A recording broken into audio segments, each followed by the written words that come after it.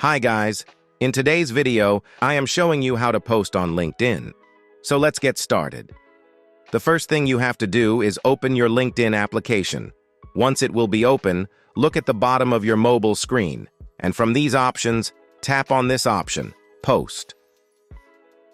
Now here you can write your post, or if you tap on this plus sign, then you can also add media to your post. You can use templates, events, and more. For example, I want to use templates, then tap on it.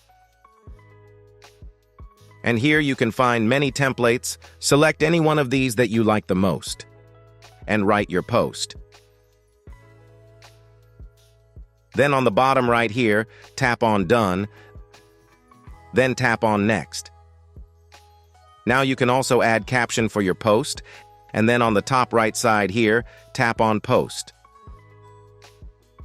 Now just for showing you, if I tap on this option View Post, then here you can see that my post was successfully posted.